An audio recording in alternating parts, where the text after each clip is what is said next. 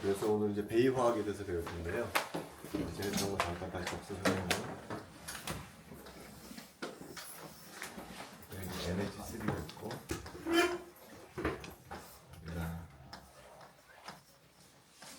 코발트 클로라이드랑 반응시켰더니 뭐가 침전이 되는 거야. 그건 안 되거든. 이 화학식을 보니까 이런 거였거든요.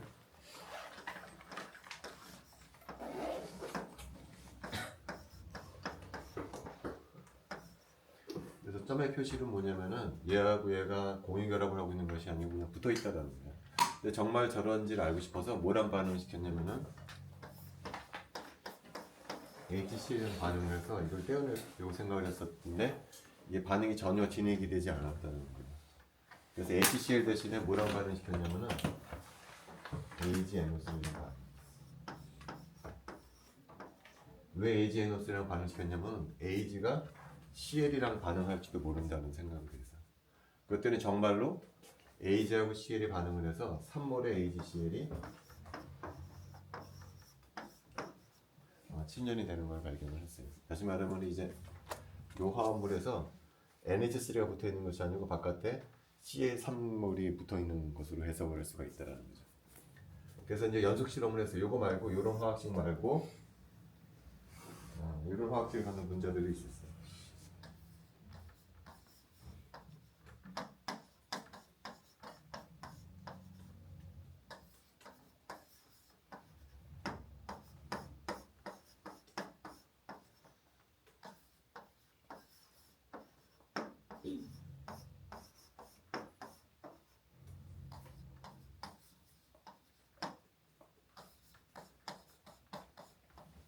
그래서 각각을 전부 AgNO3랑 반응을 했더니 얘는 3몰의 AgCl이 침전이 되고요. 얘는 몇 몰이 침전이 되냐면은 2몰에.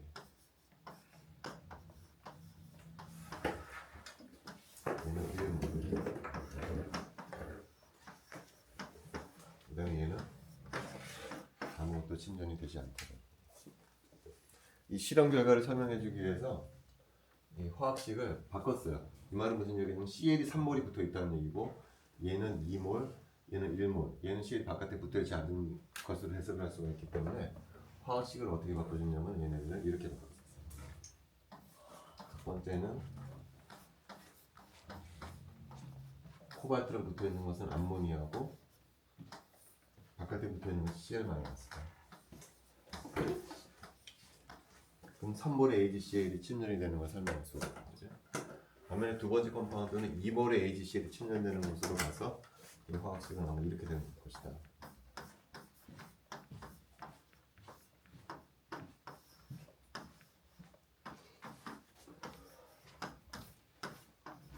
두 개가 나와요. 그 다음에 여기는 CL이 하나가 나와 있을 것이기 때문에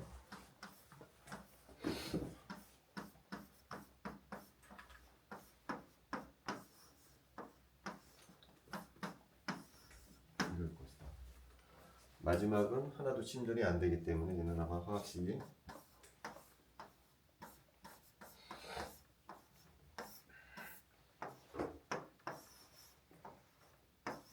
이걸 것이다 라고 이제 추측을 한 거죠. 처음 화학식은 이게 아니었었어요. 처음 화학식은 이런 거였었는데 이 침전 반응 실험을 설명해 주기 위해서는 화학식이 이렇게 바뀌어져 있어요. 그 다음에 추가 실험을 했어요. 어떤 실험을 했냐면 전기 전도도 실험을 했어요. 이미 알고 있는 화합물의 전기 전도도하고 이 화합물들의 전기 전도도를 비교해. 알고 있는 화합물이 예를 들면 이런 거예요.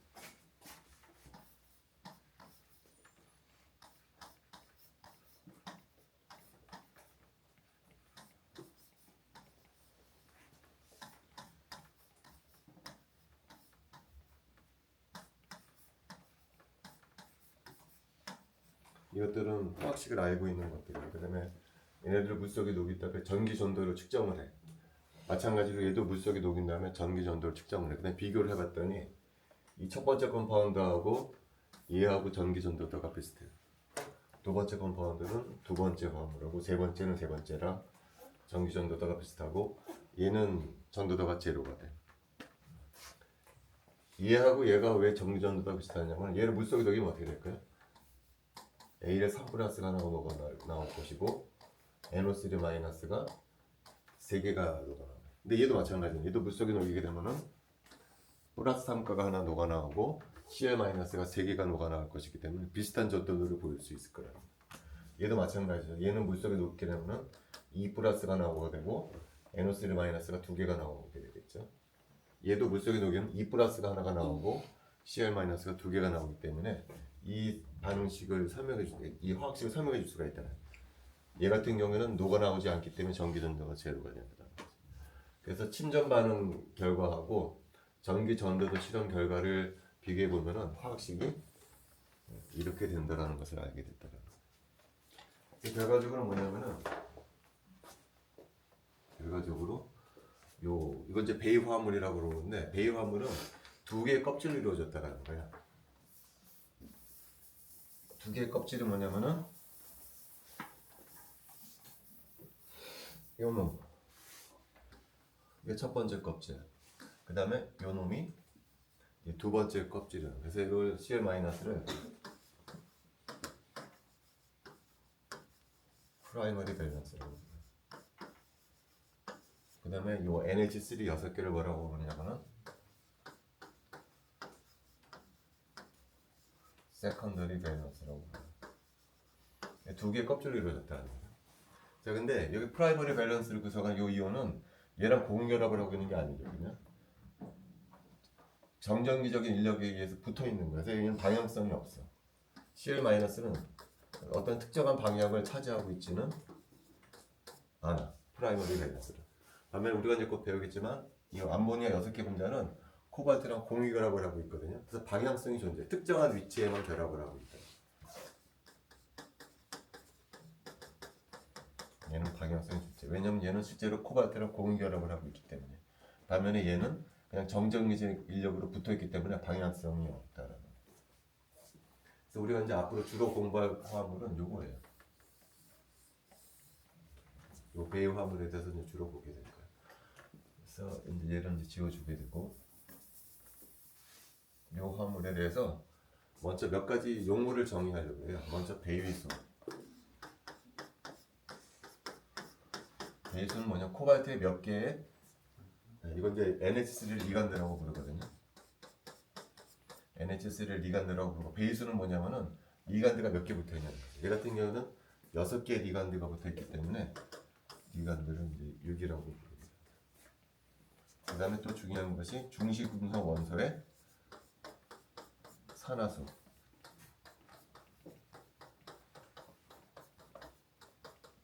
그래서 중시금속은 코발트가 되겠죠. 코발트의 산화수가 여기서 몇이 될까요? 전체 화합물이 3 플러스인데 여기 붙어있는 리간드의 산화수는 0이 되죠. 따라서 코발트는 몇 가가 되냐면은 3가가 된다. 코발트는 3가예요. 자, 여기서 특히 중시금속 원소의 산화수가 굉장히 중요한 역할을 해요. 이제 우리가 곧 알게 되겠지만 이 화합물의 성질은 주로 무엇에 의해서 결정이 되냐면은 코발트에 디오비탈에 몇 개의 전자가 들어가 있느냐에 따라서 이 화합물의 성질이 많이 바뀌어져요. 근데 이 코발트에 디오비탈에 몇 개의 전자가 있는지를 알기 위해서는 뭘 계산할 수 있어야 되냐면은 코발트의 산화수를 계산할 수 있어요. 코발트가 3가일 때 디오비탈에 몇 개의 전자가 있냐 그렇게 계산이 된다는 거죠. 이게 만약에 2가가 되면은 디오비탈에 들어있는 전자수가 달라져요. 전자수가 달라지게 되면은 많은 것이 달라지기 때문에 여러분들이 코발트의 산화수를 잘 계산을 해야 돼요. 근데 코발트 산화수를 제대로 계산하기 위해서는 또 뭐가 필요하냐면은 리간드의 산화수를 정확히 알아야 돼요. 지금 우리가 암모니아는 쉬운 리간드죠. 중성 분자이기 때문에 이 리간드는 산화수가 제로가 되는데 다른 리간드가 붙었을 때는 그 리간드의 산화수가 달라질 수가 있기 때문에 코발트의 산화수가 달라질 수가 있다는 거죠. 그래서 우리가 이제 리간드라고 부르는데 리간드는 암모니아뿐만이 아니고 여러 가지 종류의 리간드가 있어요. 예를 들면 NO2-. 얘도 코발트에 이렇게 붙어 있을 수가 있어요. 그 다음에 Cl-, Cl-, 불, NH3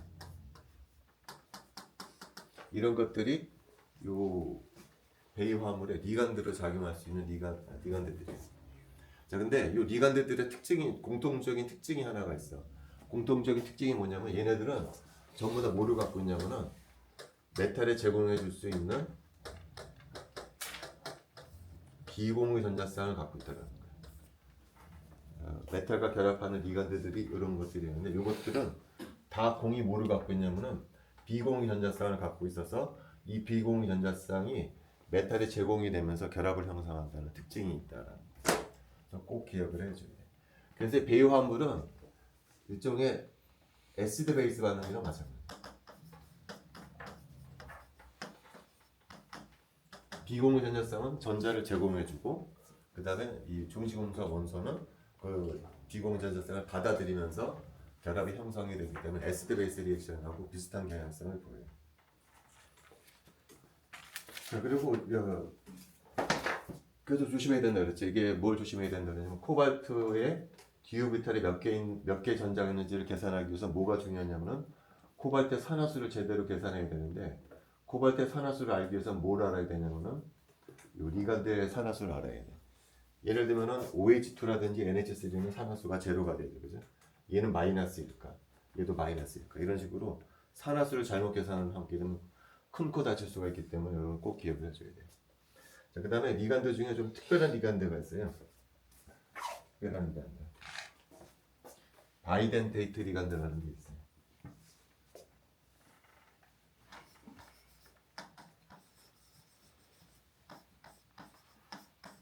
그래서 바이든 무엇을 의미하냐면 두 개라는 뜻이에요. 두 개. 덴테이트는 이빨이라고 부르는 건데요. 예를 들면 이런 리간드가 있어.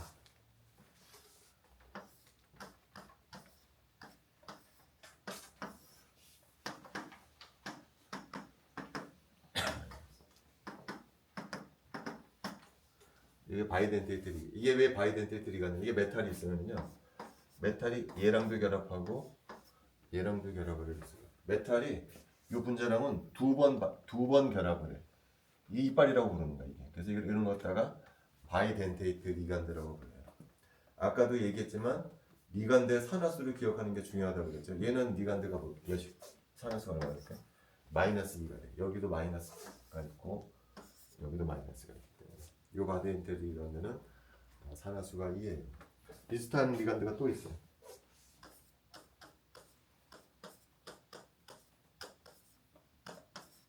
여기도 메탈이랑 두 번 결합을 해. 여기도 마이너스일까? 마이너스일까? 얘도 산화수가 마이너스일까? 얘 이를 뭐라고 부르냐면 옥살레이탈이에요.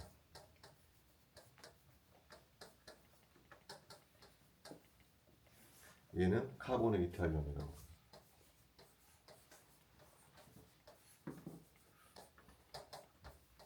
둘 다 산화수가 얼마죠 지금?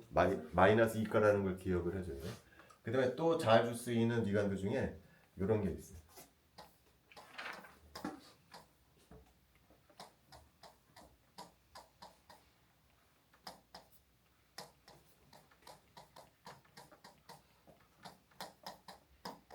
여기도 뭐가 있네?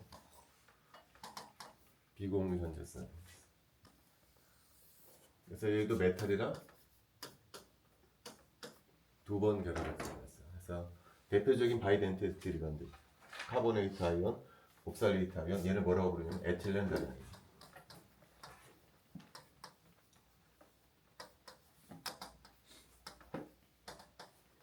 간략하게 뭐라고 표현하냐면 EN이라고 표현되는 리간드. 자, 세 개가 다 그 바이덴테이트 리간드인데 산화수가 다르죠. 얘는 산화수가 마이너스 2가고요. 얘는 0이에요. 0가요. 얘의 산화수는 0가요. 자, 그래서 예를 들어서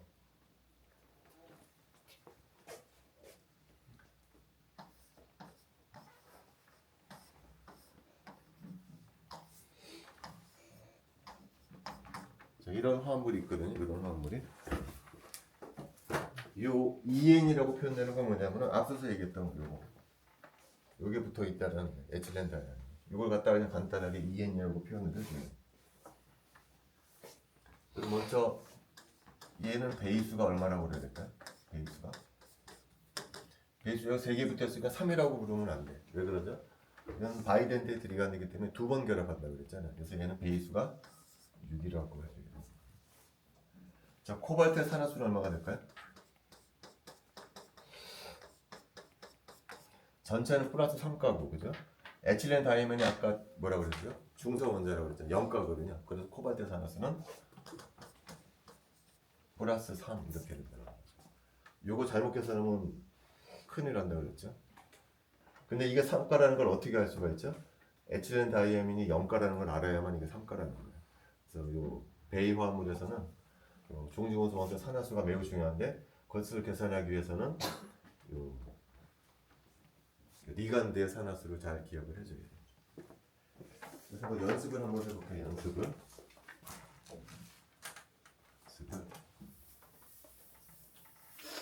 예를 들어서 이런 화합물이 있어요.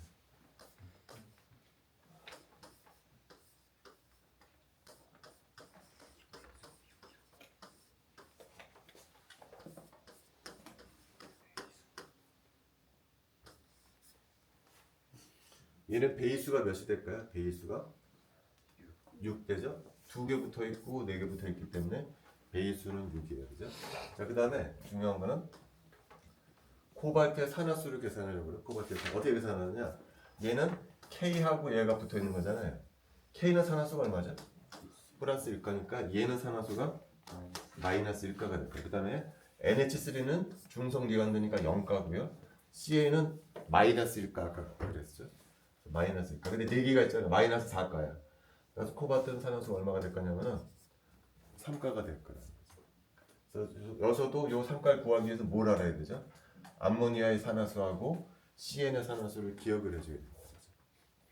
그 다음에 두 번째는 오줌에 5개 붙어 있는 거예요. 그때 오줌에 산화수는 0가가 돼요. 왜 0가가 되죠? 분자 전체가 얼마죠? 중성이니까 0가고 카본 모녹사이드도 중성 분자니까 0가야. 따라서 오줌의 산화수도 0가가 되겠어요. 자, 하나만 더 해봅시다. 하나만. 어떤 문제냐면은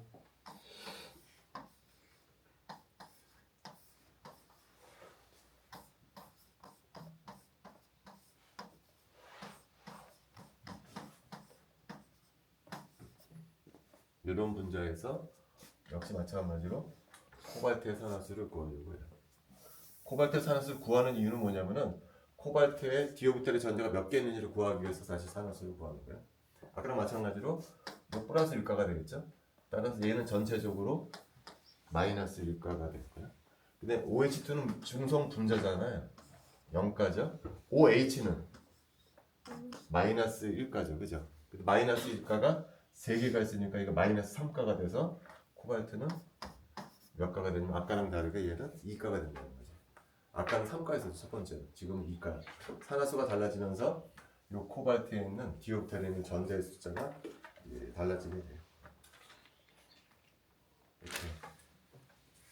자, 그 다음에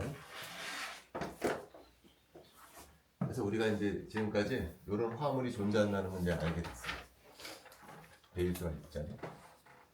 그럼 화학하는 사람들은 어떤 새로운 화합물이 발견이 되잖아요. 그럼 예나 지금이나 제일 먼저 해보고 싶은 게 있어. 그건 뭐냐면은 이 분자가 어떻게 생겼는가가 제일 궁금해. 새로운 화합물이 발견되면 제일 처음 하는 것은 이 분자 모양을 분석하는 것이 거의 제일 첫 번째 하는 일이에요. 근데 지금 같은 경우는 이제 우리가 20장에서 배울 다양한 분광 기법이 있거든요. NMR이라든지 라만이라든지 IR이라든지 뭐 기타 등등의 분광 기법을 이용해서 이 분자의 모양을 이제 추측을 하거든요. 근데 이 화학이 처음 발견될 때는 베르너가 이제 주로 했었는데 그 당시에는 분광 기법이 그렇게 발전되지가 않았어. NMR이라 그런 것들이 없었던 상황인데도 불구하고 이 분자가 어떻게 생겼는지를 알 수가 있었어요. 근데 재미나게도 분광 기법으로 알아낸 것이 아니고 아이소모의 숫자를 세 가지고서 이 분자의 화합물의 구조를 알게 됐어요. 어떻게 알게 됐는지 한번 보도록 할게요. 자, 얘 같은 경우는 베이스가 6짜리인데요. 설명 쉽게 하기 위해서 베이스가 4짜리 화합물에 대해서 구조를 한번 생각을 해보도록 할게요. 예를 들어서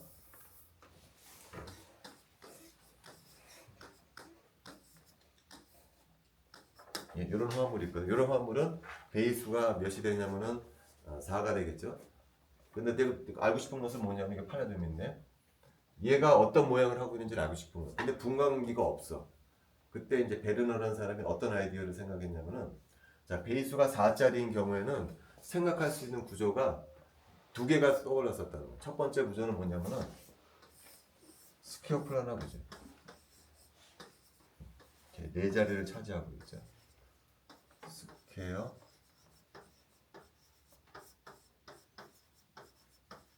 그런 구조가 하나가 떠올랐어. 그 다음에 두 번째 구조는 뭐냐면은 테트라헤드랄 구조가 그래도 배수가 4예요.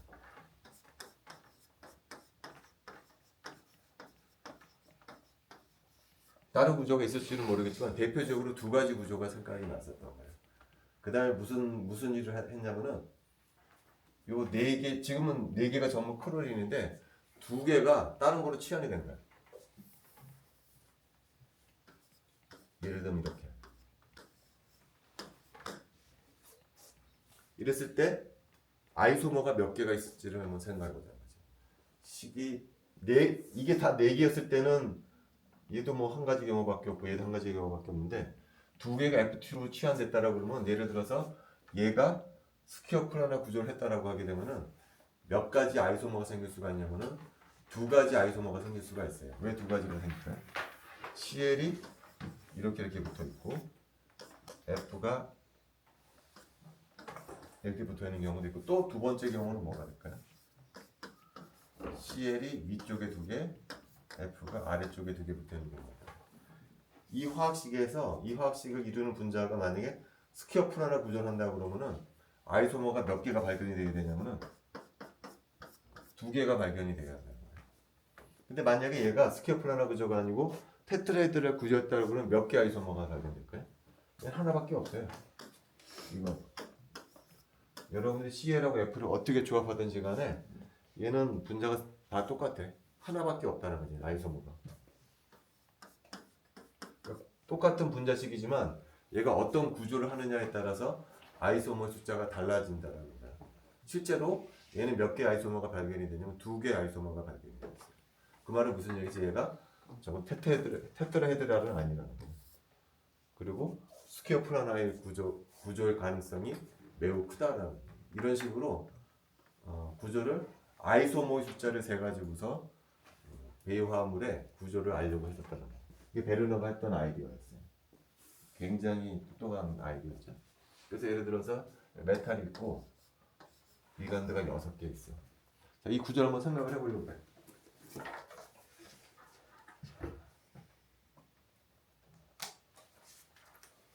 이거를 두 개씩 가져가.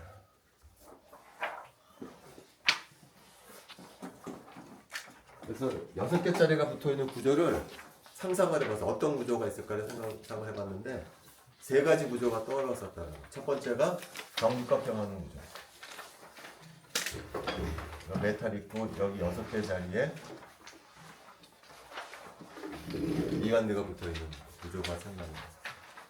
두 번째 구조는 뭐냐면 프리즘 형태예요. 위쪽에 삼각형, 위쪽에 아래쪽 평면에도 삼각형이 있어.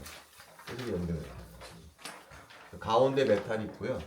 위쪽 삼각형 꼭지점에 3개의 리간드, 아래쪽 꼭지점에 3개의 리간드가 붙어. 이 구조도 배수가 6자리인 구조일 거라는 거예요.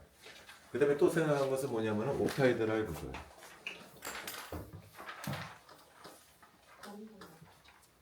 여기 위에 2개, 정사각형에 4개의 위치에 리간드가 달라붙어 있는 이런 식으로 세 가지 구조를 생각할 수가 있었다는 거죠. 상상으로.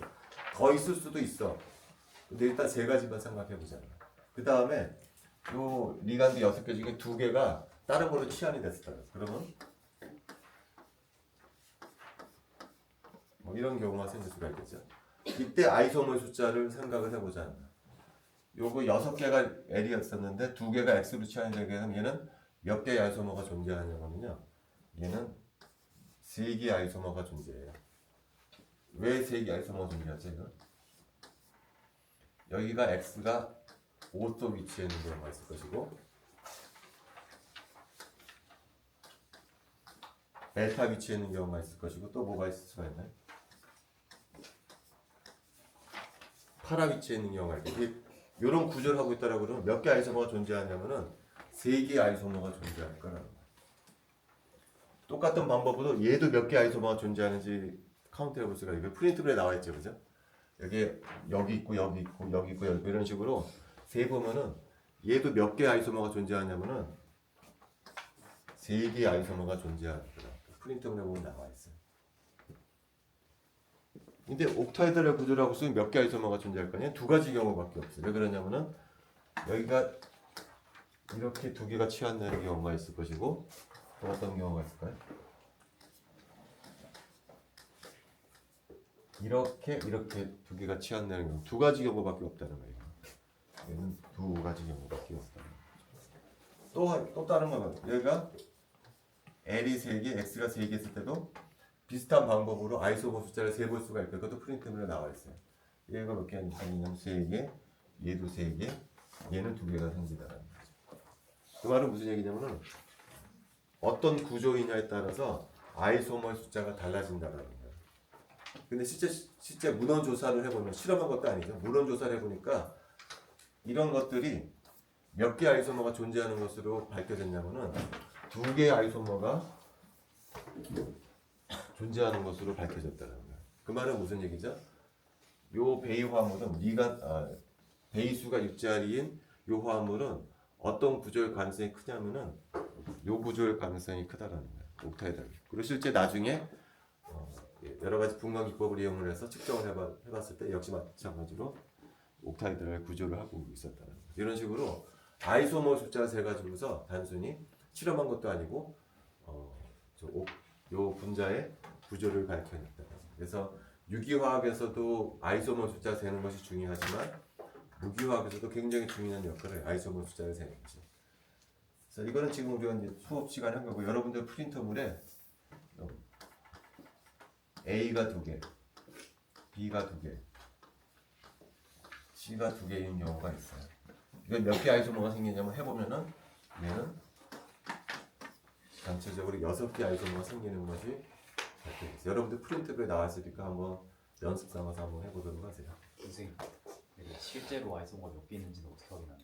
그건 문헌에 나와 있는 거예요. 그러니까 똑같은 화학식이지만 얘가 색깔이 달라요. 이게 화학식은 똑같은데 책에도 보면 나왔지만 색깔이 다르다든지 아니면은 물리화학적 성질이 다른 거예요. 근데 다른 분단 생각을 하고 원소 분석을 해보는데 똑같은 식이 나오는 거예요. 이런 식으로 아이소모 숫자를 세는 거예요. 그래서 이런 방법을 통해서 베이수가 6자리인 화물은 옥타이드를 구조하고 있다는 것을 이제 사람들이 알게 됐습니다.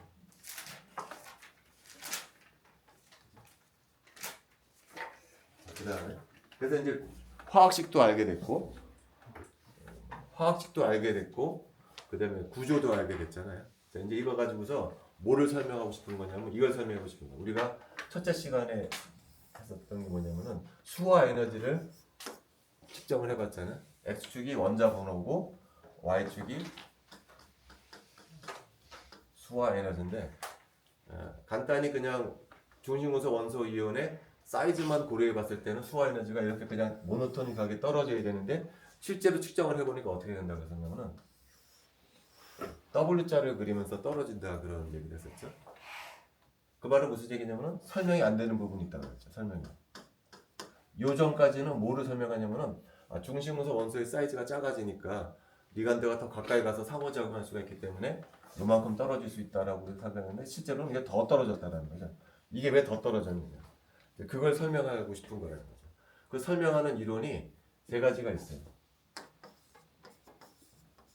첫 번째가 바로 오늘 배울 CFT 이론이에요. 뭐의 약자냐면은 크리스탈 필드 대비 크리스탈 필드 테오리 CFT 이거 오늘 배울래요. 그리고 두 번째 전자구조 설명하는 것이 뭐냐면은 밸런스 본드 테오리가 있고 마지막으로 이제 배울 것이 이제 MO 이론을 이용해서 얘를 설명해 줄 수가 있어요. 그래서 오늘은 처음 CFT 이론 가지고서 이 현상을 이제 설명해 주려고 해요. CFT론이 뭐냐? 얘를 설명하기 위해서 나오는 이론인데 CFT론의 주장은 뭐냐면 이거예요. 처음에 메탈만 있을 때 5개의 디오비탈이 이렇게 있다가 하나, 둘, 셋, 넷. 디오비탈의 에너지 메탈만 리간드가 붙어 있지 않고 메탈이 혼자 있었다. 그러면 이게 디오비탈이 5개 에너지 준위가 그대로 이제 쭉 뻗어 있다는 거죠. 근데 이 놈이 이게 M 얘 혼자만 있어. 얘가 옥타이드라 컴플렉스를 이루잖아요. 그럼 이 에너지 준위가 어떻게 되냐면 이렇게 된다. 이렇게 된다는 거야. 옥타이드랄 컴플렉스를 이루게 되고. 이제 여기서 여기로 어떻게 진행이 되느냐 그걸 이제 설명해 주려고 한다는 거예요. 먼저 어떻게 설명해 줄 거냐면은 자, 메탈만 있을 땐 5개 오비탈 에너지 이렇게 쭉 뻗어 있죠. 그다음에 이제 여기 이제 리간드가 달라붙잖아요. 리간드가 옥타이드라 사이트에 이제 리간드가 달라붙으면서 에너지가 떨어지는데 첫 번째 단계로는 이 리간드가 옥타이드라 사이트로 다가오는 것이 아니고 구형대칭으로 다가온다고 먼저 생각해. 가상적으로. 구형대칭으로 리간드가 다가오는 가상적인 프로세스 생각해. 그러면은 메탈에 있는 전자하고요. 그 다음에 아까 리간드는 비공유 전자쌍을 갖고 있다고 그랬잖아요. 비공유 전자쌍은 전자를 갖고 있잖아요. 그러니까 리간드가 갖고 있는 전자하고 메탈이 갖고 있던 전자가 서로 반발을 할 거예요. 그러면은 그렇게 되면 이 에너지는 어떻게 되죠? 올라가게 될 거라는 거죠. 올라가게 되는데 이게 구형대칭으로 리간드가 다가왔다라고 가정을 하게 되면은 이 5개 디오비탈 에너지가 그냥 쭉 올라가. 이렇게 될 거라는 거죠. 이 상태는 메탈만 있는 상태의 에너지 준위. 이 상태는 메탈의 구형대칭으로 리간드가 다가와서 반발하고 있는 상황이야. 자, 근데 우리가 방금 얘기했지만 얘가 구형대칭으로 쌓이는 것이 아니고 옥타이드라 사이트만 리간드가 있잖아요. 그러니까 이거는 뭐냐면은 요것들이 빠져나가요. 요것들이 빠져나가면서 옥타이드라 사이트만 채워지게 되면은 이 에너지 준위가 어떻게 되냐면은 이게 두 개로 갈라진다. 이게 왜 갈라지는지는 이제 곧 얘기해 주도록 할게요. 구형대칭이었던 놈이 옥타이드라 사이트만 남기고 나머지 것들은 다 내보내게 되면은 이 에너지 준위가 이렇게 바뀌게 된다는 거예요. 이 간격이 생긴다는 간격. 이 간격을 뭐라고 부르냐면은 델타 O라고 불러요. 델타 O라고. 그러면 5개의 디오비탈 중에 어떤 게 위로 올라가고 어떤 게 아래로 내려가느냐? 위에 올라가는 것은 뭐냐면 dg 스퀘어 오비탈, dx 스퀘어 마이너스 y 스퀘어 오비탈. 위로 올라가는 거는 아래로 내려가는 것은 나머지 3개 오비탈, dxy, dyg, dgx 오비탈 이렇게 해야 된다. CFT 이론의 핵심은 바로 이 부분이야. 5개의 디제네레이트된 디오비탈이 2개로 갈라지는 이 프로세스가 CFT 이론의 핵심이에요.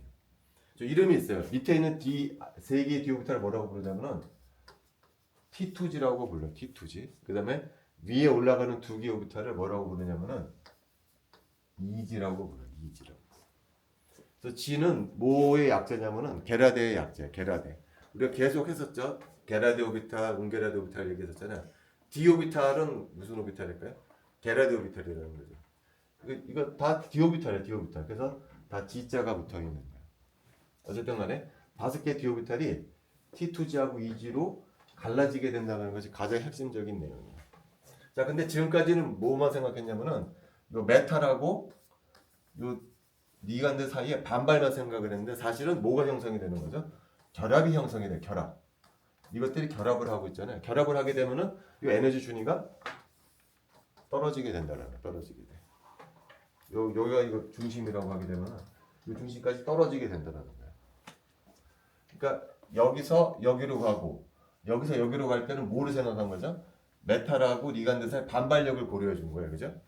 근데 반발만 하는 것은 아니죠. 뭐가 형성이 되죠? 결합이 형성이 돼. 결합이 형성이 되면 이 에너지 준위가 쑥 떨어져서 여기까지 가게 된다는 거예요. 그래서 결과적으로 어떻게 되는 거죠? 그냥 메탈만 있을 때 에너지 준위는 여기가 되다가 옥타이드를 컴플렉스 이루게 되면은 여기가 된다는 거예요. 여기가. 자 그러면 가장 핵심적인 부분 이 부분 한번 보도록. 얘가 왜 갈라지냐는 왜 갈라지냐면은 이렇게 이것 때문에 갈라져요.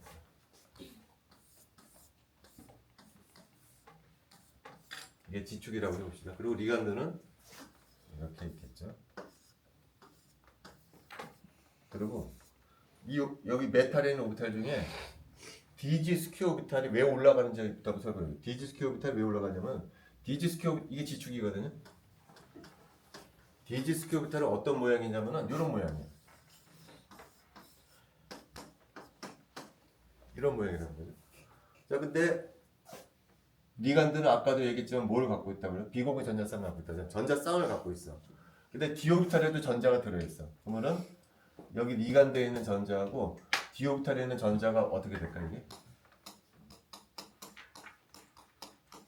서로 반발을 할 거라고요. 직접적으로 반발을 하죠. 축상에 있는 d 오비탈하고 축상에 놓여져 있는 리간드가 직접적으로 반발을 하게 돼요. 그래서 에너지가 높아진다는 거예요. 반면에 dxy 오비탈은 어떤 모양이냐면요. dxy 오비탈은 이런 모양.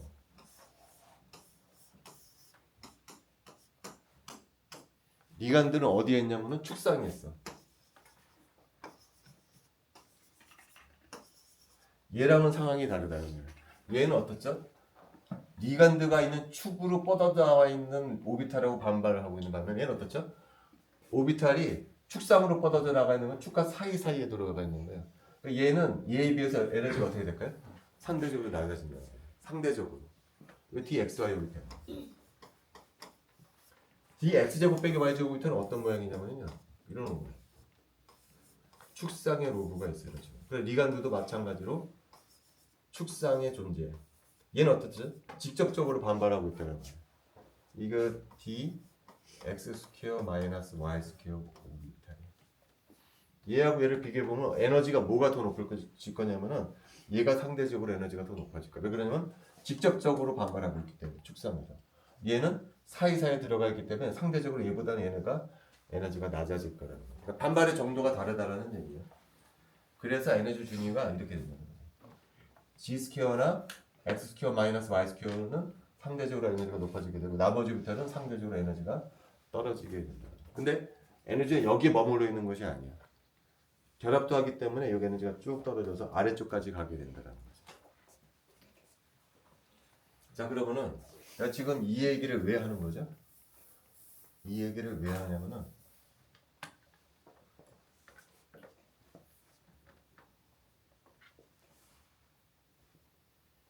이걸 설명하려고 이걸 설명하는 거예요. 지금 뭘 설명해야 되는 거죠? 메탈의 사이즈만 생각해주면 여기까지 소화 에너지가 나와야 되는데 그거보다 더 안정화되는 부분이 있다는 거예요. 더 안정화되는 부분. 이게 왜 나오냐는 거예요. 이게 그걸 설명해주고 싶어서 지금 이 이론을 얘기해 준 거예요. 어떻게 설명하냐? 메탈만 있을 때는 전자가 어느 에너지 준위에 있으면 여기에 이렇게 있을 거라는 거죠. 여기에. 근데 컴플렉스 형성하게 되니까 이게 어디로 가죠? 여기로 간다는 거예요. 여기로. 이렇게 간다는 거예요. 이렇게. 맞나? 그러니까 에너지가 안정화가 돼요. 근데 안정화되는 것을 투 스텝으로 볼 거예요. 투 스텝으로.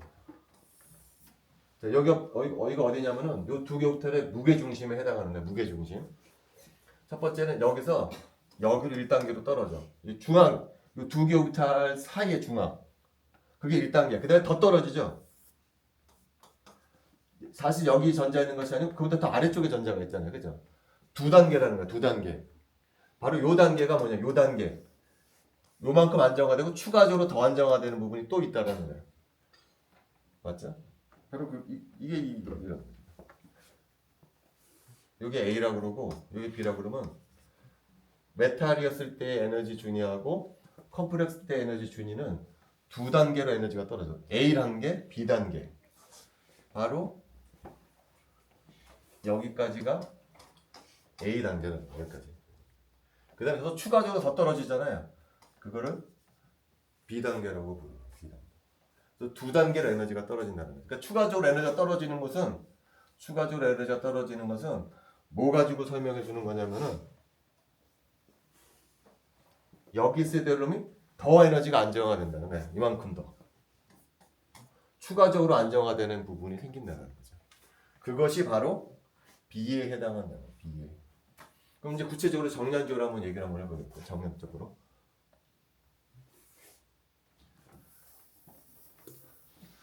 지금 내가 요 두 개 에너지 사이 관계는 이제 델타 O라고 했잖아요. 근데 한 가지 이제 얘기해 줄 게 뭐냐면은 자, 여기 원점부터 하나 있고 여기 하나 있거든요. 그래서 그럼 본딩 오비탈을 만들고 안타의 본딩 오비탈을 만들죠. 그죠? 그러면 얘가 이제 중심이 되는 거예요. 중심이 되는 거예요. 여기 떨어지는 간격하고 이 높아지는 간격이 양자 계산을 해보면 정확히 같지는 않아요. 양자 계산을 정확히 해보면 얘보다 얘가 살짝 높긴 한데 그냥 대충 비슷하다고 봅시다. 대충 비슷해. 그러면 여기 두 개 전자 들어가고 여기 두 개 전자 들어가면 어떻게 되죠? 본도도가 제로가 돼서 에너지가 안정화되는 측면하고 불안하게 되는 측면이 상쇄돼서 본도도가 제로가 된다. 그런 얘기 됐죠. 그죠? 그래서 여기도 하나 여기도 하나가 되면은 여기 떨어지는 에너지 준위하고 높아지는 에너지 준위가 비슷해지게 돼요. 상쇄가 된다는 거예요. 하나일 때는. 근데 지금은 하나가 아니야. 둘, 셋이. 아래쪽은 셋이고 위에 쪽은 둘이라는 거예요. 만약에 얘가 네 개였었다라고 그러면은 이렇게 됐을 거예요. 이렇게. 여기 간격하고 여기 간격이 같았을 거예요. 네 개였었다라고 그러면. 네 개였었다 그러면 불안하게 되는 오비탈 두 개, 안정되는 오비탈 두 개, 불안하게 되는 오비탈 두 개가 거의 똑같은 높낮이로 날아갈 것이기 때문에 요 간격하고 그 간격이 같은데 지금 두 개가 아니고 세 개, 두 개. 이때는 요 간격이 더 이상 같지가 않다라는 거예요. 요 간격이 요게 델타 O라고 하는데 얘가 2분의 델타 제로, 얘가 2분의 델타 제로가 아니라 이게 그림이 잘못됐는데 얘가 얼마냐면은 5분의 2 델타 제로고요. 얘기가 5분의 3 델타 제로가 돼요. 왜 그러죠? 여기 6개 전자가 다 채워졌을 때 하고 여기 4개 전자가 다 채워졌을 때 본도 오더가 0이 나와야 되거든. 아까도 그랬죠. 여기 전자 다 채워지고 여기 전자 다 채워지게 되면 상사가 돼서 제로가 되야 된다 했잖아요. 여기도 마찬가지라는 거죠. 여기 6개 전자가 채워지고 여기 4개 전자가 채워졌을 때 상세가 돼서 제로가 되기 위해서는 이 두 개 오비탈이 더 높아지는 게 더 커야 된다는 거예요. 그래서 위쪽은 5분의 3이고요. 아래쪽은 5분의 2 델타 제로예요. 그래서 그것을 기억을 해줘요. 자, 그래서 다시 돌아가서 이 B를 좀 정확히 보려고요. B가 뭐라고요? 요 간격. 요걸 B라고 부르죠. 얼마나 더 안정화되는, 추가적으로 안정화되는 거예요.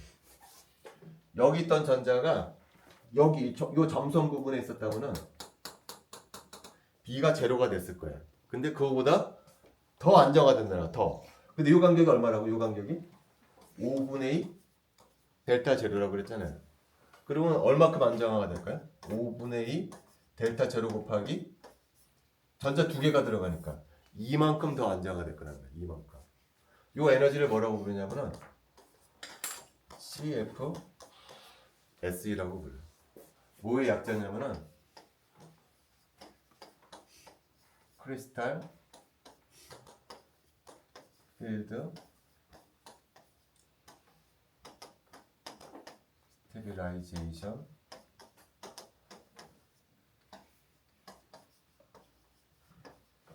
에너지 CFSE라고 합니다. 결과적으로 뭐죠? B가 CFSE라는 얘기예요. 자, 근데 세 개가 전자가 들어가면 어떻게 될까? 세 개 전자 들어가면 여기 이렇게 들어갈 거 아니에요. 뭐만 곱해주면 되죠? 3 곱해주면 된다. 다시 말하면은 요게 뭐라고요? 요게 CFSE라는 결과죠. 자, 근데 이제 한 가지 또 재미나는 현상이 나타나. 재미나는 게 뭐냐면 지금 얘기했던 것이 뭐냐면은 얘기하고 있는 것이 뭐냐면은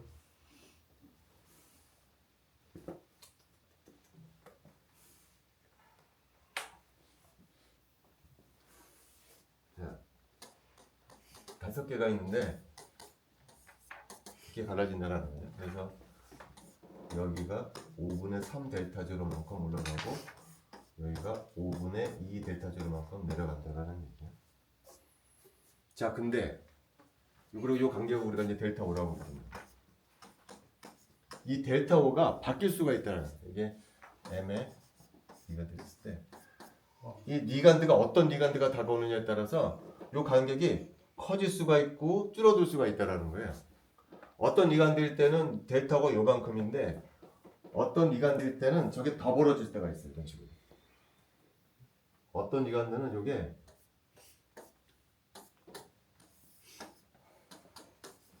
이렇게 벌어질 때가 있다는 거야. 이런 리간드가 F-일 때는 이 정도밖에 안 벌어지는데 리간드가 카본 모녹사일 때는 싹 벌어져. 엄청나게 크게 벌어진다는 거야. 자, 이게 왜 중요하냐? 전자가 3개까지 들어갈 때는 별 차이가 없어요. 하나 들어가고 둘 들어가고 셋 들어가요. 여기도 하나 들어가고 둘 들어가고 셋 들어가. 네 번째 전자부터 이제 차이가 생겨. 왜 네 번째부터 차이가 생기냐면은 네 번째 전자가 들어갈 때는 여기 이렇게 들어가면 되겠죠. 여기 전자 하나가 비어 있으니까. 근데 여기는 네 번째 전자 어디를 들어가냐면 여기 들어가는 것이 아니고 여기를 들어가. 왜 그러느냐? 여기 들어가려다 보니까 어떻죠? 이미 다른 전자가 들어가 있어. 반발력이 생긴다는 거야. 반발력이. 근데 얘보다는 에너지가 살짝 높긴 하지만 그렇게 높지 않은 부분에 비어있는 오비탈이 있는 거예요. 그러면은 에너지가 살짝 높긴 하지만 비어있는 오비탈에 전자가 들어가는 것이 전체적인 에너지를 낮춰줄 수가 있기 때문에 요 간격이 작을 때는 네 번째 전자가 여기 들어가는 것이 아니고 비어있는 오비탈에 들어간다. 여기는 그럴 수가 없어. 왜 그러지? 여기 너무 에너지가 높기 때문에 여기 들어가서 반발을 하는 게 더 전체적인 에너지 낮춰주는 거지 한참 높은 에너지에 있는 여기 오비탈에 들어가지는 않는다는 거지. 그러니까 리간드가 얘처럼 많이 벌어지는 리간드가 뭐라고 부르냐면은 그냥 강한장 리간드라고 불러요. 이거 뭐라고 부르겠어 이거? 약한장 리간드. 또 따라서 강한장 리간드가 다가왔느냐 약한장 리간드가 다가왔느냐에 따라서 전자 배치가 달라진다라는 거예요. 강한장 리간드일 때 네 번째 전자가 아래쪽으로 채워지지만 약한장 리간드일 때는 위쪽으로 채워지게 됩니다. 자, 그러면은 CFSE 값이 달라져. 얘는 CFSE가 얼마가 될까요? 5분의 2 델타 제로 곱하기 4 해주면 되겠죠. 그죠? 4개 전자가 다 아래쪽에 들어가 있기 때문에 여기는 어떻게 될까요? 여기는 3개는 아래쪽에 있고 하나는 위쪽에 있어요. 따라서 얘는 어떻게 될까요? 5분의 2 델타 제로 곱하기 3 그러면 플러스 5분의 3 델타 제로 곱하기 1을 해줘야 된다. CFS 값이 달라진다는 거예요. 약한 장 기간대가 다가왔느냐 강한 장 기간대가 다가왔느냐에 따라서 CFS 값이 달라지게 됩니다. 오른쪽에서 좀 같이 있는 거에 반발력에 의한 그 에너지도 좀 더해줘야 하나? 더해져야 되는데 그것까지는 계산을 못해. CFS는 그렇게 정확하게 계산을 하지는 못해. 좋은 질문이에요. 좀 더 정확하게 계산하려면 지금 얘기했듯이 반발력까지 계산해줘야 되는데 근데 이걸 페어링 에너지라고 부르는데 그것까지는 CFS에 상입하지는 않아요. 자, 근데 더 재미있는 것은 전자 하나가 더 들어갔어요. 2개가 더 들어갔어요. 2개가 전자가 더 들어갔다고 합시다. 그러면 얘는 이렇게 들어가겠죠? 여기는 어떻게 들어갈까요? 5번째 전자, 6번째 전자 이렇게 들어갈 거라는 거죠. 그러면 큰 차이가 생겨 이번에는. 무슨 차이가 생기냐면은 얘는 자기적인 성질이 어떻게 될까요? 쌍을 못 이루는 전자들이 생기잖아요. 얘는 파라마그네틱해. 얘는. 근데 얘는 어떨까요? 모든 전자들이 쌍을 이루어요. 따라서 얘는 자기적인 성질이 어떻게 되냐면은 다이아마그네틱하다. 따라서 이게 강한 장 리간드가 다가왔느냐 약한 장 리간드가 다가왔느냐에 따라서 CFS 값도 달라지지만 모두 달라지는 거죠. 모두 달라질 수가 있는 거예요. 자기적인 성질이 달라질 수도 있다는 거예요. 그래서 여러분들이 기억을 해줘야 돼요. 이게 강한 장 리간드가 다가오느냐 약한 장 리간드가 다가오느냐를 여러분들이 기억을 해줘야 돼요. 자, 그래서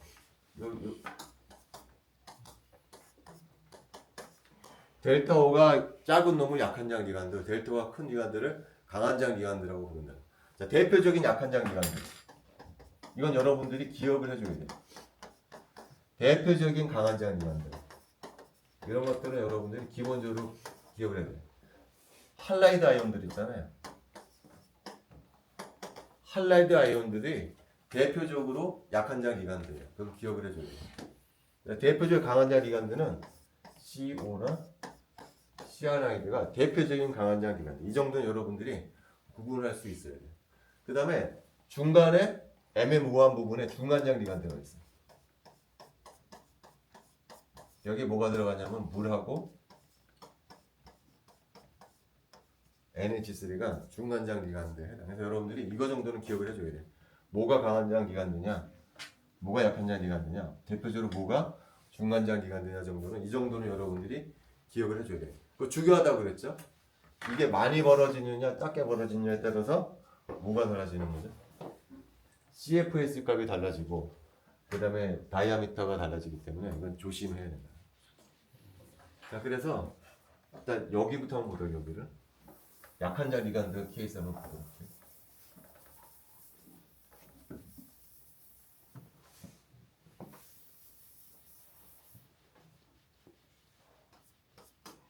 이렇게 되겠어. 자, 그다음 우리가 뭘 설명한다고 했죠? 지축이고 하이드레이션 에너지인데 이게 그냥 떨어지는 것이 아니고 W자를 그리면서 떨어진다 그랬죠? 자, 전체 하나 여기가 이제 중앙에 해당하는 거야, 중앙. 전체 이쪽에 들어가게 되면 CFS가 감소하게 되죠, 그죠? 이게 CFS예요. 첫 번째 전자가 들어가 D1. 두 번째 전자가 들어가면 더 안정화가 되겠죠, 그죠? 그러니까 더 안정화가 되겠죠, 더 커져. D2. 세 번째 전자가 들어가면 더 안정화가 되겠죠. 요 깊이가 더 커져. D3. 근데 네 번째 전자가 들어가면 어떻게 되죠? 약한장 리간드라고 그러면 이번에는 안정된 오비탈에 들어가는 것이 아니고 높아진 오비탈에 들어가잖아요. 요 간격이 어떻게 될까요? 간격이 줄어들어야 된다는 거죠, 그죠? 그래서 이렇게 올라가는 거예요, 이게. 이게 D4야. 자, 다섯 번째 전자가 들어가면 어떻게 될까요? 다섯 번째 전자가 들어가면 이제는 밑에 세 개가 채워지고 위에 두 개가 채워졌기 때문에 어떻게 되냐? 상쇄가 돼서 제로가 된다는 거. 요 점이 아니죠. 요게 D5라고. D5는 밑에 세 개 채워지고 그러니까 다 채워진 거죠, 반이. 그럼 상쇄가 돼서 제로가 된다. CFS 값이 제로가 되는 점이에요. 요게 바로 어디냐면은 망간 2 플러스 계산. 자, 그다음 여섯 번째 전자는 어떻게 될까요? 여섯 번째 전자는 다시 아래쪽 오비탈을 채우게 되죠. 다시. 그러니까 다시 또 이게 생기게 돼. 이게 D6가 돼. 일곱 번째 전자, 여덟 번째 전자면 어떻게 될까? 점점점 더 안정화가 돼. 그러다 여덟 번째 전자, 아홉 번째 전자, 열 번째 전자는 다시 줄어들게 돼서 여기까지 오게 된다. 요 점은 어느 점일까요?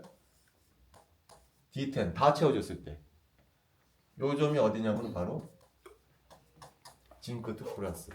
그래서 W자를 지금 본 CFT로는 완벽하게 설명해 줄 수 있어요. 다시 망간 2 플러스하고 징크 2 플러스는 왜 다시 제자리로 돌아가느냐도 설명이 된다. 하나가 남았어. 하나가 뭐가 남았냐면은 망간 2 플러스하고 징크 2 플러스는 다른 것들은 물속에 녹이게 되면은 색깔을 띠는데 망간 2 플러스하고 징크 2 플러스는 물속에 녹여도 색깔을 안 띈다고 그랬잖아요.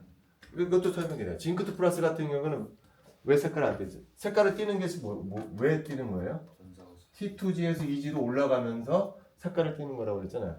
근데 전자가 10개 있는 징크 2 플러스는 이 전자 올라갈 자리가 없는 거야.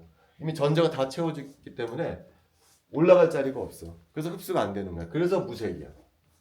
근데 망간 2 플러스는 왜 색을 안 낼까요? 셀렉션. 그렇지. 하나, 둘, 셋, 넷, 다섯 이렇게 돼.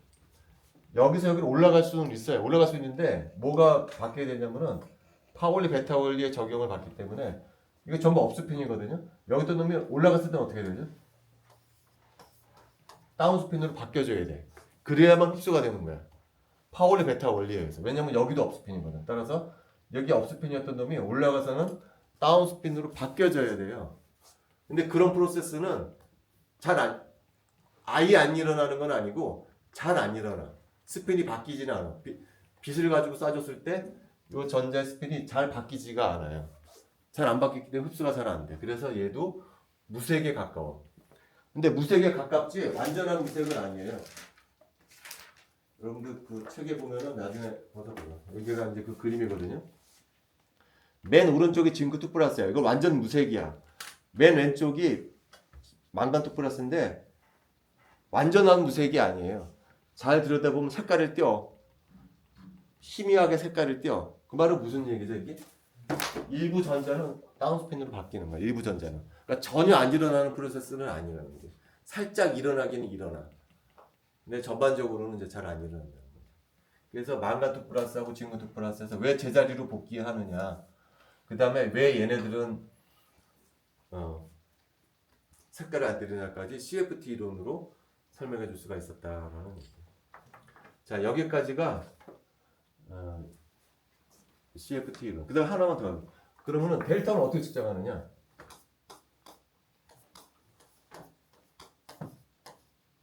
얘는 어떻게 측정하느냐? 빛을 쏴보면 돼. 빛을 어떤 특정한 파장에 따라서 빛을 쏴주게 되면은 여기서 여기는 흡수가 될 거 아니에요. 그러니까 스펙트럼 찍어보면 어떻게 될까요? 뭐 이렇게 나올 거예요. 어느 특정한 파장에서 흡수가 될 거예요. 이게 뭐랑 상관이 있을까요? 바로 델타 O랑 상관이 있겠죠. 그죠? 요 간격이 크면은 어떻게 되겠어요? 짧은 파장에 파란색 파장이 빛을 흡수할 것이고 요 간격이 작으면 어떻게 될까요? 잔파장 쪽에 빛을 흡수하겠죠. 빨간색 빛을 흡수하겠죠. 그죠? 그래서 흡수 스펙트럼을 찍게 되면은 델타가 어떻게 되는지를 대충 예측할 수가 있다는 거죠.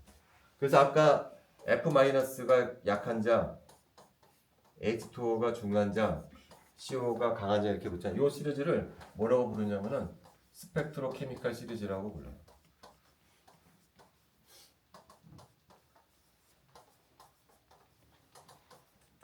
앞에 뭐가 붙어있죠?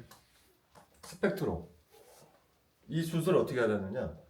분광기법을 알아요. 스펙트럼을 찍어봐서 알 수가 있어요. 스펙트럼 찍어보면은 파장의 위치가 흡수되는 파장의 위치가 바뀌어질 수가 있다. 그래서 요 델타 제로를 측정을 해봤더니 대충 이런 모양이 되는 얘기죠. 할라이드가 약한 장, 카본 모노옥사이드가 강한 장, 물이나 암모니아가 약한 장 이렇게 됩니다. 자, 여기까지가 뭐냐면은 배수가 6자리인 옥타이드라 콤플렉스의 얘기예요. 자, 대부분 상당히 많은 부분은 배유화학에서 배수가 6자리인 옥타이드라 컴플렉스를 이루는데 또 적지 않은 숫자가 배수가 4자리가 있어. 배수가 4자리인 화합물도 존재.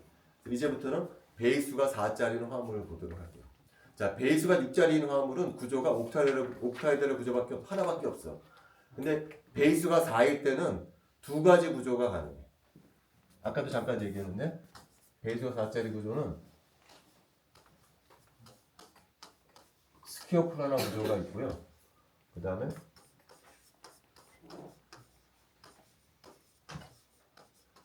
테트라헤드라 구조. 두 가지 구조가 가능해요. 그래서 두 가지 구조를 다 함께 보도록 할게요. 먼저 스키오프라나 구조부터 보도록 할게요. 먼저 옥타이드라 구조일 때는 어떻게 되냐? 디옥탈이 이렇게 갈라진다고 그랬죠. 옥타이드라 구조의 에너지 주입니다. 스키오프라나 구조는 어떻게 생각할 수가 있냐면은 옥타이드로부터 유도됐다고 보면 돼. 옥타이드라 구조는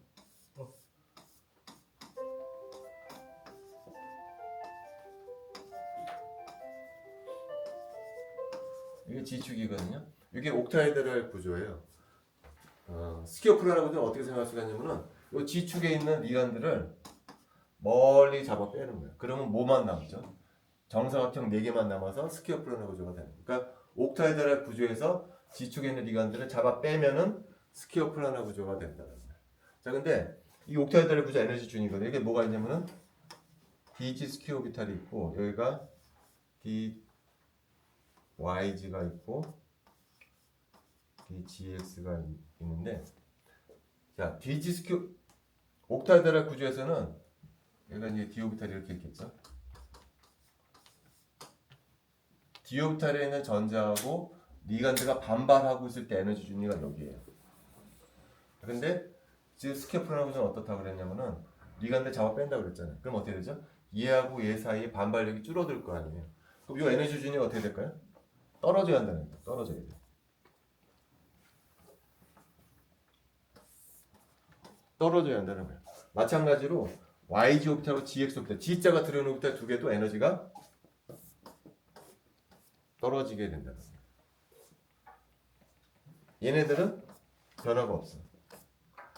그래서 이것이 바로 스퀘어 플라나 구조의 에너지 준이에요. 둘, 하나 이렇게 된다. 이 그림에도 살짝 보이지만 스퀘어 플라나 구조 에너지 준의 특징을 하나 기억해주면 좋은 게 이 4개 오비탈 있잖아요. 이 4개 오비탈은 그냥 붙어있어 거의. 아래쪽에 안정된 오비탈을 위치를 차지하고 있어. 얘는 상당히 높아. 간격이 높아.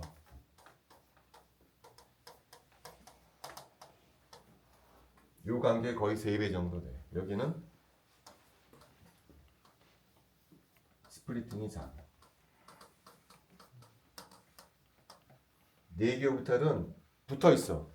하나 오비탈은 상당히 높은 쪽을 차지하고 있어. 그래서 d 오비탈에 8개의 전자가 있는 경우는 d 오비탈에 8개 전자가 있는 경우는 스퀘어 플라나 구조를 하는 경우가 많아요. 8개 전자가 어디를 채우죠? 안정된 오비탈을 안정되게 있는 4개 오비탈을 다 채워주는 d 오비탈에 8개 전자가 있는 경우는 그런 경우는 스퀘어 플라나 구조가 많이 발견되고 있다는 거예요. 왜냐하면 8개 전자가 아래쪽에 있는 오비탈을 채우고 있기 때문에. 자, 이것이 어쨌든 간에 스퀘어 플라나 구조의 에너지 준이에요. 자, 반면에 테트라헤드랄 구조. 자, 이게 옥타헤드랄 구조고 이게 스퀘어 플라나 구조거든요. 테트라헤드랄 구조의 에너지 준이 어떻게 되냐면 결론부터 얘기하자면은 두 가지 점을 기억해 줘야 되는데 얘가 T2G 2G잖아. 거꾸로 돼. 이게 T2G가 되고 요게 2G가 돼. 여러분들이 테트라헤드랄 구조에서는 두 가지를 기억해 줘야 돼. 두 가지가 뭐 첫 번째, 요게 거꾸로 된다. 거꾸로 된다. 왜 거꾸로 되는지는 곧 얘기해 주도록 할게요. 결론부터 얘기하자면은 요게 뒤집어진다가 첫 번째 요인. T2G하고 2G가 순서가 바뀌어. 두 번째는 요 간격을 뭐라고 부르냐면은 델타 T라고. T는 뭐의 약자냐면은 테트라헤드랄의 약자예요. 자, 요 간격은 뭐라고 부르냐면은 델타 O라고 불러. 옥타헤드랄의 약자야. 지금 그림에도 봤다시피 델타하고 델타 T는 달라요. 간격이. 이렇게 돼. 일반적으로 델타 O가 델타 T보다 훨씬 커. 그래서 뭐가 중요하냐면은 옥타헤드랄 구조에서는 리간드에 따라서 이게 커질 수가 있고 작아질 수가 있어서 강한 장 리간드냐 약한 장 리간드냐 뭐 그런 얘기를 한다고 그랬잖아요. 테트라헤드랄에서는 이거 전부 약한 장이에요. 리간드에 상관이 없이 이 간격이 작기 때문에 언제나 약한 장이에요. 다시 말하면 전자를 채울 때 이렇게 채우면 하나 채워주고 둘 채워줄 때 세 번째 전자가 여기 들어가는 경우가 없다는 거예요. 위로 올라간다. 언제나 리간드에 상관이 없이 언제나 약한 장이에요. 그래서 테트라헤드랄은 두 가지를 기억하도록 하세요. T2G하고 2G가 바뀐다. 첫 번째, 두 번째 간격이 줄어든다.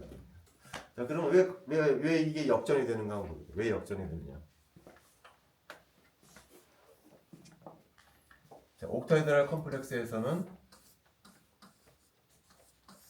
이게 G축이라고 그러면은 리간드가 G축에 뻗어 있죠. G축에. 그 DG 스퀘어 오비탈이 이런 모양이죠. 그래서 G축에 있는 리간드하고 G축으로 뻗어 있는 DG 스퀘어 오비탈이 서로 반발을 해서 에너지가 높아진다. 라고 얘기를 했었잖아요. 그런데 테트라헤드랄 구조에서는 리간드가 어느 위치에 있냐면 DG 스퀘어 오비탈은 그대로 이렇게. 얘도 DG 스퀘어 오비탈이고 얘도 DG 스퀘어 오비탈인데 테트라헤드랄인 경우에는 리간드가 어디 있냐면 여기에 있어요. 여기. 그다음에 여기 있다. 그러니까 위치가 바뀐 거야, 위치가. 이제는 어떻게 되죠? DG 스퀘어 오비탈이 리간드 사이를 뚫고 지나가게 돼서 오히려 아까랑 다르게. 옥타헤드랄에서는 리간드가 있는 쪽으로 오비탈이 뻗어 있었잖아요. 그래서 에너지가 높아지는 거야. 근데 지금 어떻죠? d 오비탈이 리간드 사이를 뚫고 지나가게 돼 있다는 거죠. 그래서 오히려 얘보다 이제는 얘가 더 에너지가 안정화된다는 거예요. 리간드의 위치가 달라지면서 이게 거꾸로가 된다는 거죠. 네, 그렇다는 거예요. 그래서 이렇게 테트라헤드럴 구조. 그래서 우리가 지금까지 베이수 4짜리인 에너지 준위를 그려. 이게 옥타헤드럴 에너지 구조, 스퀘어 플라나 에너지 구조. 그 다음에 이것이 테트라헤드럴 에너지 구조라는 거죠. 그리고 스퀘어 플라나 구조는 어떨 때 중요하냐? 디오비탈에 8개 전자가 들어갔을 때 중요한 역할을 한다니 그런 얘기를 하죠. 자, 그 다음에 이제 뭘 해볼 건, 무슨 얘기를 해줄 거냐면 스퀘어 플라나 구조하고 테트라헤드럴 구조의 차이점. 어떨 때 테트라헤드럴이 되고 어떨 때 스퀘어 플라나 구조가 되는지 한번 보도록 할게요. 자, 예를 들어서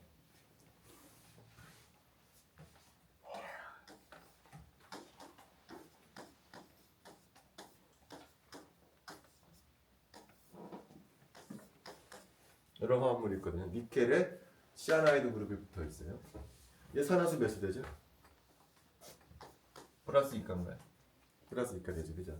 자, 니켈에 플러스 2가는 전자수를 세어보면 어떻게 되냐면은 디오비탈에 8개 전자가 들어. 이게 바로 디오비탈 8개 전자.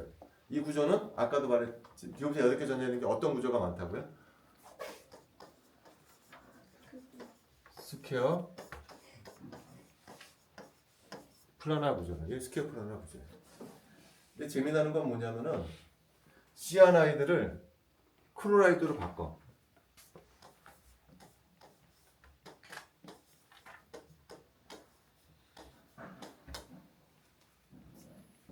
그래도 얘는 플러스 2까죠. 따라서 얘도 디오비탈이 8개 전자예요. 근데 구조가 바뀌어. 얘는 스퀘어 플라나 구조인데 얘는 어떤 구조냐면은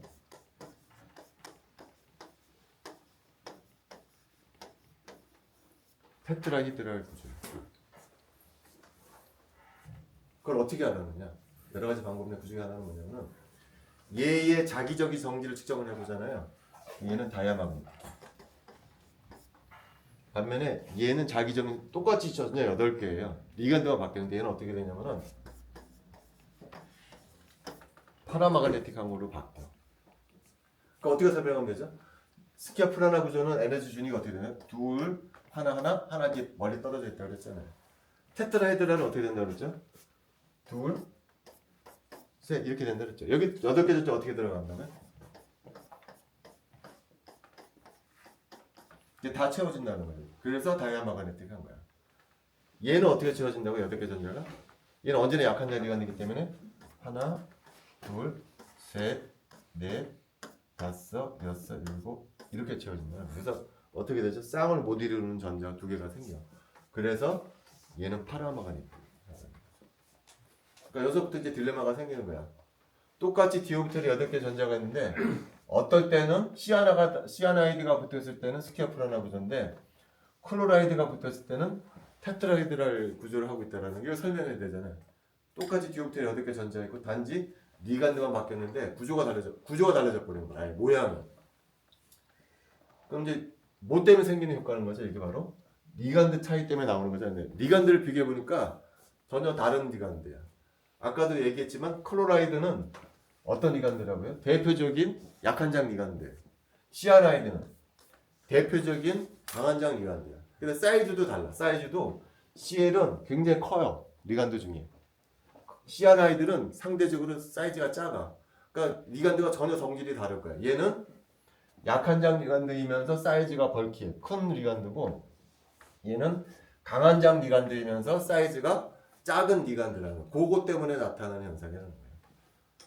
그래서 설명은 어떻게 하느냐? 이게 어떤 구조를 하느냐는 2가지 요인을 살펴봐야 돼. 리간드하고 메탈이 결합을 하자. 인력이라는 측면에서 봐야 되고 그 다음에 청력도 고려해줘야 돼. 청력은 뭐냐면은 리간드 사이의 청력도 구조를 결정하는 데 중요한 역할을 해. 그러니까 이거는 리간드하고 주기질금속 원소 사이의 인력, 본딩에 관한 측면이고 그 다음에 이거는 리간드와 리간드 사이 청력이 구조를 결정하는데 중요한 역할을 한다라는 거예요. 자, 그럼 인력의 측면에서 보면은 2가지 한번 비교해 보려고요. 스퀘어 플라나하고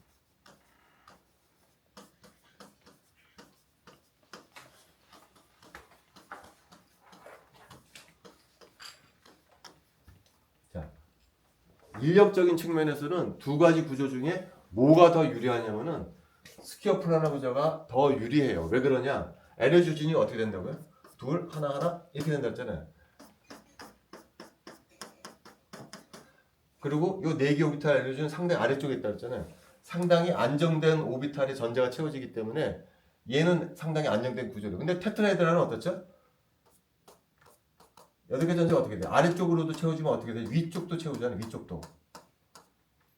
이렇게 되잖아요. 아래쪽에 들어가 있는 전자보다 위쪽에 들어가 있는 전자가 더 많아요. 오히려. 그 다음에 간격도 크지가 않아. 크지가 않아. 얘는 상당히 많이 벌어졌다고 그랬잖아. 얘는. 안정화된 오비탈하고 불안하게 된 오비탈 사이 간격이 많이 벌어져 있다고 했잖아. 얘는 별로 안 벌어져 있어. 그러니까 본딩의 입장에서는 어떤 게 유리하냐면은 스퀘어 플라너 구조가 더 유리해. 간격도 많이 벌어져 있고 더 안정된 오비탈의 전자가 들어가 있는 반면에 스퀘어 플라너 테트라헤드랄 구조는 간격도 작게 벌어져 있는 데다가 위쪽에다도 전자도가 많이 들어가 있기 때문에 결합의 측면에서는 뭐가 유리하냐면은 스퀘어 플라너 구조가 더 유리하다는 거예요. 자, 근데 청력의 입장에서는 리간드와 리간드 사이의 반발력의 입장에서는 뭐가 더 유리하냐면은 테트라헤드랄이 더 유리해요. 왜 그러느냐?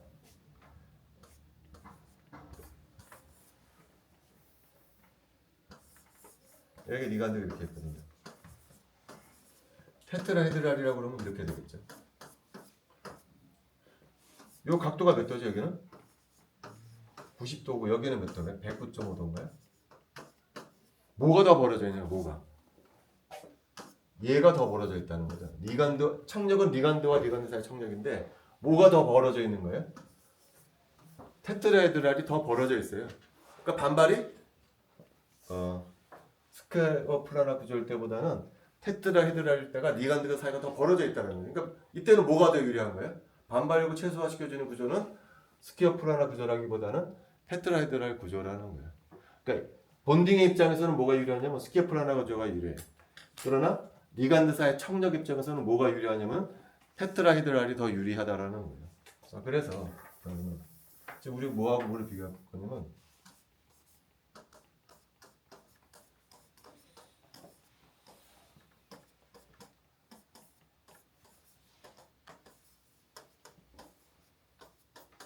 아까도 얘기했지만 얘는 큰 리간드야. 큰 리간드. 예를 들면 C를 보면 리간드가 커. 그 다음에 얘는 결합력도 약해. 그러면 얘는 인력을 더 죽여야 되느냐 청력을 더 죽여야 되느냐 청력을 감소시켜주는 게 더 유리하냐 인력을 강화시켜주는 게 유리하냐 비교해보면 뭐가 더 주안점을 줘야 되냐면 청력을 감소시켜주는 것이 더 유리하다는 거지. 얘는 원래 결합이 약한 놈이라는 거지. 그래서 인력은 별로 중요하지가 않다는 거야. 대신 벌키한 놈이기 때문에 뭐를 감소시켜주는 것이 전체적인 에너지를 감소시켜줄 수가 있냐면은 리간드사의 청력을 감소시켜주는 것이 인력을 강화시켜주는 것보다 더 유리하다는 거죠. 그러니까 얘는 뭐가 주안점이라는 거죠? 청력을 감소시켜주는 구조가 더 유리한 구조. 그럼 뭐가 되겠냐? 테트라헤드랄 구조가 되겠다. 자, 얘는 시아나이드 사이즈가 작아요. 리간드 자체가 사이즈가 작기 때문에 청력은 그렇게 중요한 팩터가 아니라는 거예요. 뭐가 더 중요한 팩터냐면 이제 본딩이 더 중요한 팩터가 된다는 거죠. 일단 인력. 근데 인력의 관점에서는 뭐가 더 유리하냐면은 스퀘어 플라너 구조가 더 유리하다는 거예요. 그래서 구조가 달라진다는 거예요. 자, 근데 여기서 또 한 가지 더 변수가 생겨요. 또 무슨 변수가 생기느냐? 자, 여기 니켈이 있고요. 칼라디움, 플라티륨 같은 족이에요. 같은 족. 니켈을 뭐로 바꾸냐면은 팔라듐으로 바꿨어. 같은 족이거든요. 그러니까 얘도 디옵텔 8개 전자 있고요. 얘도 디옵텔 8개 전자. 똑같은 족이니까. 그랬더니 얘는 다시 스퀘어 플라너 구조로 바뀌어.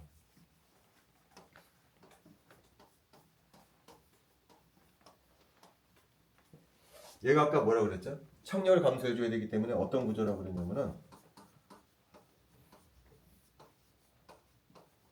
테트라헤드랄 구조라고 그랬잖아요. 근데 니켈을 같은 족에 있는 그 아래쪽에 있는 원소인 팔라듐으로 싹 바꿔버리니까 다시 구조가 또 바뀌어. 스퀘어 플라너로 또 바뀌다라는 얘기죠. 자, 이건 왜 그러냐는 거지. 이건 왜 그러냐면은 여기서 여기로 바뀌었을 때는 다 똑같은데 뭐만 달라지는 거죠? 중심문서 원소만 바뀌어지는 거잖아요. 니켈에서 팔라듐으로. 니켈과 팔라듐의 차이는 뭐냐면은 얘는 작은 원소고 팔라듐은 큰 원소로 바뀌었다는 거예요. 그게 왜 중요한 역할을 하느냐? 자, 여기서 왜 니켈이 테트라헤드랄 구조를 한다고 그랬었죠? 청력을 감소시켜주는 구조가 테트라헤드랄 구조이기 때문에 테트라헤드랄을 한다고 그렇게 얘기했었잖아요, 그죠?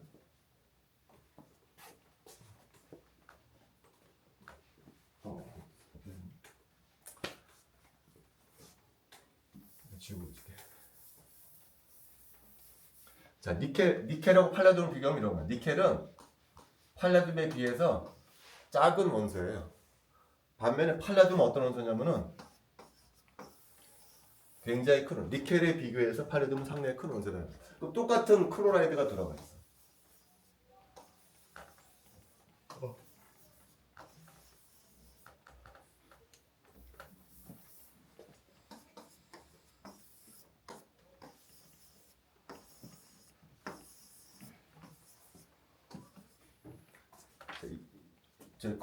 클로라이드 사이즈는 똑같거든요. 뭐만 달라진 거죠? 중심문서 원소의 사이즈만 달라진 거예요. 그러면은 얘하고 얘사의 반발력하고 얘하고 얘사의 반발력을 비교해 보면은 어떻죠? 얘는 반발력이 상당히 커요. 얘는 스키어프라나 구조 같은 경우는. 근데 얘는 어떻죠? 중심문서 원소가 워낙 크기 때문에 얘하고 얘사의 반발력이 감소가 되는 거야.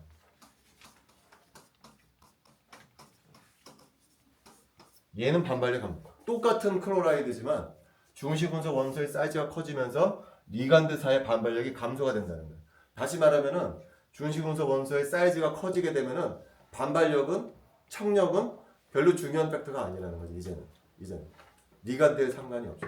그래서 팔라듐이나 플라티늄 같이 중심문서 원소에서 사이즈가 커지게 되면은 반발력은 구조를 결정하는데 중요한 역할이 아니고 뭐만 봐야 되는 거지? 본딩만 봐요. 본딩. 그래서 얘네들은 언제나 무슨 구조라는 스키어프라나 구조입니다.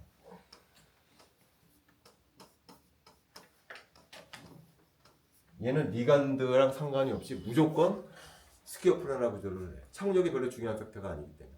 그래서 이제 결론은 뭐냐면은 이거 같은 족이거든요. 같은 족이지만 니켈 같은 경우에는 이게 리간드가 사이즈가 작냐 크냐, 강한 장 리간드냐 약한 장 리간드냐에 따라서 구조가 달라진다고 했죠. 니켈은. 시아나이드가 붙어 있으면은 스키어프라나 구조를 하고 사이즈가 큰 클로라이드가 붙게 되면은 테트라헤드랄 구조를 하는 반면에 팔라듐이나 플라토늄 같은 것들은 청력이 중요한 팩터가 아니기 때문에 리간드에 무관하게 리간드가 크다고 하더라도 얘는 스키어프라나 구조를 한다라는 얘기예요. 그래서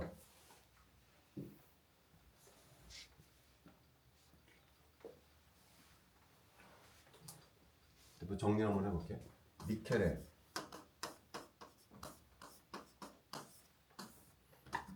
얘 자기적인 성질하고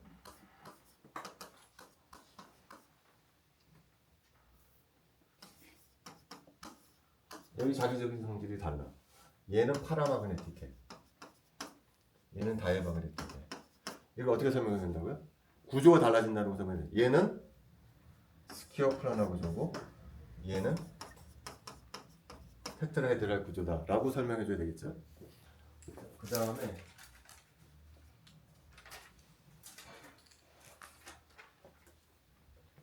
두 번째는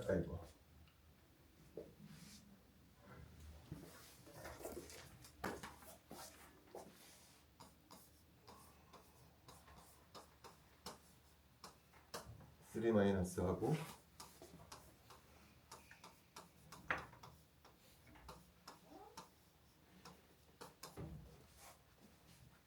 자, 얘는 코발트가 몇이 될까요? 플러스 3가죠. 얘 코발트 몇 갈까요? 3가. 그러니까 전자수는 같아. 얘는 디오피탈이 몇 개 전자냐면 6개 전자.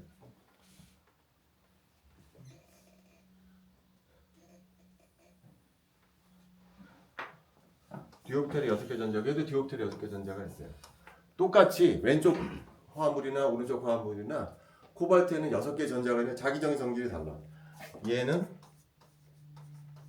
파라마그네틱해. 얘는 다이아마그네틱. 자기적인 성질이 달라. 얘는 어떻게 설명하면 좋을까요?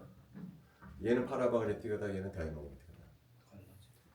그렇지. 얘는 약한 장기관두고 얘는 강한 장기관두로 작용해요. 얘는 약한 장기관두이기 때문에 이렇게 되는 거예요. 얘는 강한 장기관두로 작용했으면 이렇게 벌어져 있겠죠. 6개 전자기관 어떻게 채울까요? 하나, 둘, 셋, 넷, 다섯, 여섯. 그래서 모든 전자가 쌍을 이루기 때문에 다이아마그네틱하다라고 하는 거예요. 얘는 파라마그네틱한 이유가 약한 장기관이기 때문에 전자가 이렇게 채워진다는 이런 식으로. 쌍을 못 이루는 전자가 6개가 생기기 때문에 이런 식으로 바뀌어집니다. 그래서 지금 같은 경우는 구조가 달라지는 것은 아니죠. 구조가 달라지는 것이 아니고 이게 약한 장기관이냐 강한 장기관이냐에 따라서 자기적인 성질이 달라지는 거고, 이 경우는 어떻게 되는 거죠? 이 경우는 왜 자기적인 성질이 달라지는 거죠? 이때는 구조가 달라지기 때문에 자기적인 성질이 달라지는 거예요. 자, 그래서 이런 방법으로 우리가 지금까지 배운 이론을 뭐라고 부르냐면 CFT 이론이라고 불러요. 그래서 CFT 이론이 상당히 많은 것들을 설명해 줄 수가 있어요. 수화 에너지도 설명해 줄 수가 있고, 자기적인 성질도 설명해 줄 수가 있고, 색깔 띄는 것도 설명해 줄, 상당히 많은 부분을 설명해 줄 수가 있는데, CFT 이론이 설명하지 못하는 부분이 있어. 그렇기 때문에 우리가 다음 시간부터 뭘 배울 거냐면은 M호를 배우는 거예요. CFT 이론이 설명해 주지 못하는 부분이 있기 때문에 어려운 M호를 배우는 거예요. 자, 대표적으로 CFT 이론이 설명하지 못하는 것은 이래요. 우리가 아까 CFT 이론에서 할라이드는 약한 장기관두고 카본 모녹사이드는 강한 장기관두라고 불렀잖아요. 자, 근데 CFT 이론의 가장 큰 그 핵심적인 내용은 뭐죠? 여기 메탈이 있으면은 여기 리간드가 있고 여기 디오비탈이 있다고 그랬잖아요. CFT 이론의 핵심적인 내용은 뭐예요? 5개의 디오비탈이 있는데 그 디오비탈하고 리간드 사이에 반발력의 차이가 있다는 얘기죠. 요 3개 오비탈하고 요 2개 오비탈은 반발하는 정도의 차이가 있다는 거예요. 그러니까 CFT로는 핵심적인 내용은 뭐죠? 리간드하고 메탈 사이의 반발력이 중요한 팩터라는 거예요. 그죠? 반발을 많이 하면 많이 할수록 어떻게 될까요? 더 많이 갈라져야 될 거라는 거죠. 그죠? 그런 관점에서 보면은 이게 약한 장기관두고 요게 강한 장기관두라는 것을 설명하기가 힘들어요. 왜 그러죠? 반발의 측면에서는 뭐가 더 반발을 많이 하겠어요? 얘는 음이온이잖아요. 얘는 중성 분자거든요. 메탈에 있는 디오비탈에 있는 전자하고 둘 중에 아무것도 생각하지 않고 그냥 딱 분자를 봤을 때 어떤 게 더 반발을 많이 할 거냐면은 당연히 네거티브 차지를 띠는 플로라이드가 반발을 더 많이 하는 것이 상식이잖아요. 근데 오히려 얘가 더 약한 장기관두야. 오히려 중성 분자인 카본 모녹사이드가 더 강한 장기관두라는 거죠. 그래서 설명이 안 되는 거야. 얘가 왜 약한 장기관두냐? 얘가 왜 강한 장기관두냐? 설명이 안 돼. 또 아까 중간 장기관두라는 게 있다고 그랬잖아요. H2O도 중간 장기관두고 NH3도 중간 장기관두인데 뭐 중간 장기관두에서도 순서가 있거든요. 뭐가 더 강한 장기관두냐면은 암모니아가 더 강한 장기관두예요. 얘가 왜 더 강한 장기관두냐? 얘보다. 얘 설명이 안 되는 거야. 왜 얘는 약한 장기관두고 얘는 왜 강한 장기관두냐고 똑같은 중간장인데 얘가 왜 더 강한 장기관? 이거 설명이 안 된다는 거죠. CFT 이론에서는 그냥 그 스펙트럼 측정을 해보면은 델타가 큰 놈이 있고 작은 놈이 있다. 그 정도까지밖에 설명이 안 된다는 거죠. 얘가 왜 약한 장인지 얘 강한 장인지 설명이 안 돼. 그 다음에 방금 얘기했지만 CFT로는 리간드하고 메탈 사이의 반발력을 얘기해 주는 건데 실제로는 어떻죠? 실제로는 메탈하고 리간드 사이에는 뭐가 형성이 되죠? 결합이 형성이 되죠. 사실은 메탈하고 리간드 사이는 결합을 하고 있다는 거예요. 근데 설명은 뭐라고 설명해? 반발하고 있다라고 설명하고 있잖아요. 그러면 얘는 왜 반발하고 있다라면은 얘네들은 왜 결합을 하느냐? 그거 근본적인 문제죠, 이건 완전히. 이런 부분은 설명을 하지 못한다. 그래서 우리가 이제 에모를 배우는 거야. 에모를 이용을 해서 얘가 왜 약한 장기관인지, 얘가 왜 더 강한 장기관인지, 얘가 왜 NHC가 물보다 더 강한 장기관인지, 그리고 얘는 왜 결합을 하고 있는지를 에모 이론 가지고서 이제 설명해 주려고 한다는 거예요. 지금까지는 그냥 CFT가 좀 불편한 점만 얘기했는데 CFT 이론으로도 설명할 수 있는 것들은 많아요, 사실. 예를 들어서 할라이드가 왜 약한 장이고 카본 모녹사이드가 강한 장기관들은 설명이 안 되지만 얘네들은 설명이 돼. 할라이드 중에서도 F-, Cl- 이렇게 돼 있거든요. 뭐가 더 강한 장기관이냐면 이렇게 돼. F-가 I-보다 더 강한 양 리간드거든요. 실제. 근데 이거는 간단한 CFT로는 설명이 돼요. 왜 그러냐면은 메탈이 있으면 이제 리간드가 달라붙잖아요. 근데 요 얘하고 얘의 반발력은 뭐에 의해서 결정이 되냐면은 메탈과 리간드 사이에 간격에서 결정이 돼요. 이게 리간드가 더 가까이 가면 어떻게 될까요? 더 가까이 가면 더 가까이 가 리간드에 메탈에 더 가까이 가면 가까이 가서 반발에 더 강하게 할 거라는 거죠. 그래서 강한 자 리간드가 될 거예요. 그럼 얘 두 중에 F-하고 I- 중에 뭐가 더 리간드에 가까이 메탈에 가까이 가냐면 F- 더 가까이 갈 거라는 얘기죠. 그래서 얘가 더 강한 자 리간드. 이거는 MO 이론은 설명 필요 없이 그냥 CFT 이론으로도 충분히 설명이 되는 거예요. 그 다음에 똑같은 코발트인데 얘는 2가고 얘는 3가예요. 똑같은 리간드가 다가갔을 때 델타가 큰 놈은 어떤 걸 거냐? 3+일 거라는 거예요. 왜냐면 3+가 2+보다 중심구성원들 사이즈가 작잖아요. 그러니까 리간드가 더 가까이 갈 거라는 거죠. 그래서 얘가 더 강한 자 리간드, 강하게 델타가 커질 거라는 거. 이것도 CFT 이론으로 설명이 된다. 그러니까 전혀 설명이 안 되는 것은 아니고 설명이 되는 것도 있어요. 근데 안 되는 것도 있다는 거예요. 이것과 관계돼서는 한 가지 예만 한번 들어보도록 하고 끝내요. 자, 예를 들어서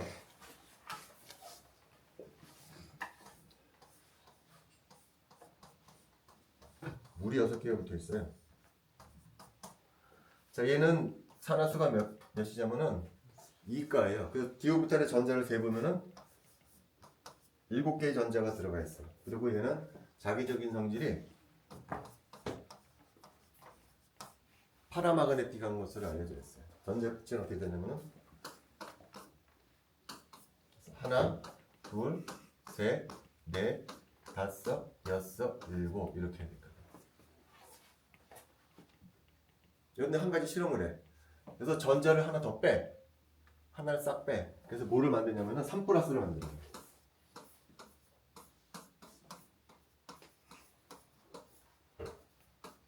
그럼 전자 하나가 떨어졌으니까 얘는 플러스 3가가 되고 디오르탈이 몇 개 전자가 있냐면 6개의 전자가 있거든요. 질문은 얘의 자기적인 성질이 어떻게 될 거냐가 질문이에요.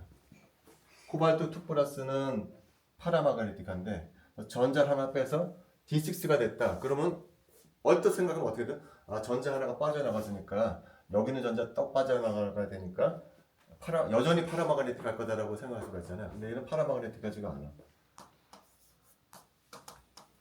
얘는 측정을 해보면은 다이아마그네틱. 얼뜻 생각하면 전자 하나가 더 떨어져서 쌍을 이루지 못한 전자가 더 하나 늘어났기 때문에 더 파라마그네틱할 것처럼 보이는데 실제 실험해보면 얘는 다이아마그네틱. 이 말은 무슨 얘기냐? 얘가 다이아마그네틱하다는 얘기는 이제는 이게 강한 장, 약한 장 리간드가 아니고 약한 장 리간드로 작용을 해서 전자 6개가 이렇게 채워진다는 얘기예요. 그래야 모든 전자들이 쌍을 이루게 되잖아요. 그래야 다이아마그네틱하가 되면 설명을 해줘. 그러면 얘는 왜 약한 장 리간드였다가 얘는 강한 장 리간드였냐는 거죠. 무슨 차이죠 지금? 얘는 2+고 3+라는 거죠. 아까도 얘기했지만 얘하고 얘 중에 어떤 게 강하게 작용한다고요? 델타가 커지는 것은 CO3+. CO3+가 되면은 원자 사이즈가 축소가 돼요. 원자 사이즈가 작아지면서 리간드가 더 가까이 가서 반발을 해줄 수가 있는 거예요. 그래서 얘가 이 관계 벌어지는 거예요. 이 관계 같지가 않다는 CO2+일 땐 간격이 얘지만 3+일 때는 간격이 이렇게 넓어지게 된다는 거죠. 그래서 이게 강한 장 리간드로 작용을 하면서요. 얘가 자기적인 성질이 아예 달라질 수가 있다. 근데 이런 것들은 CFT 이론으로 설명이 되는 거예요. 근데 설명이 안 되는 부분이 있기 때문에 이제 다음 시간에는 MO 이론으로 설명해 주려고 해요. 근데 이제 다음 시간부터 이제 MO를 해줄 텐데 예를 들면 이런 거 공부하려고 그러거든요.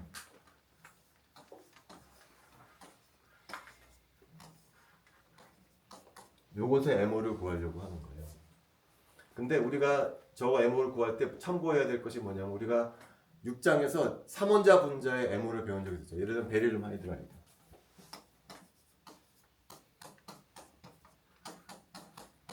요거 MO 우리가 구한 적이 있어요. 얘 구하는 방법이랑 얘 구하는 방법이 똑같아요. 복잡해지는 것뿐이에요. 얘 어떻게 그려졌죠? 베릴륨의 원자 오비탈을 왼쪽에 그려졌죠. 2s, 2p 이런 식으로. 근데 오른쪽에 있는 요 HA의 오비탈을 여기다 그래서 얘하고의 상호작용해서 MO를 만들어줬잖아요. 얘도 똑같다는 거죠. 그래서 베릴륨의 역할을 하는 게 뭘까요? 크롬이라는 거예요. 크롬. 그 다음에 여기 붙어 있는 HA하고 HB의 역할을 해주는 게 뭘까요? 클로라이드 6개는 거예요. 형식은 똑같아요. 그래서 크롬의 원자 오비탈을 왼쪽에 그려줄 거예요. 왼쪽에 뭐가 있어 볼까요? 3D 오비탈이 나오겠죠? 4S가 나오겠죠? 4P가 나온다. 뭐가 추가되는 거야 여기서? 5개의 D 오비탈이 추가가 되는 거예요. 그 다음에 여기는 수소니까 2개 S 오비탈만 나오는데 여기는 뭐가 나올 거예요? 클로라이드에 뭐가 있냐면 P 오비탈이 있거든요. P 오비탈이 원자 하나당 몇 개가 있냐면 3개가 있잖아요. 근데 그 원자가 6개가 있잖아요. 그럼 P 오비탈이 몇 개가 있는 거죠? 18개가 있는 거죠. 그래서 얘하고의 상호작용을 하는 것이 MO가 돼요. 그래서 복잡하다라는 거예요 한마디로. 근본적으로 달라질 건 없어. 근본적으로 그 구조를 그대로 따라가긴 해. 근데 단지 여기 D 오비탈이 5개 있고 이 P 오비탈이 개수가 많아진 것 뿐이지 만드는 방법은 동일하다는 거예요. 그래서 여러분들이 내일 수업할 때 하기 전에 한번 이걸 복습하고 왔으면 좋겠어요. 혹시 오늘 한 것 중에 질문하고 싶은 거 있어요? 선생님 그 델타 T랑 델타 O가 정확히 뭐가 다른 건지 아는지. 델타 T하고 델타 O는 그냥 테트라헤드랄일 때 스플리팅인데 이거. 그러니까 옥타이드랄인 경우에는 T2G가 있고 2G가 있잖아요. 이 간격을 델타로 옥타이드랄 구조일 때 벌어지는 정도고 테트라헤드랄 때는 2G가 아래쪽으로 내려가고 이 T2G가 위쪽으로 올라가요. 이 간격. 이거는 델타 T라고 부르는 거예요. 저 구조에 따라서 이름만 다르죠. 그렇죠. 아 감사합니다. 선생님 그 CFSE를 양수로 정의 하나요? 음수로 정의 하나요? 양수로 해주는 것 같은데.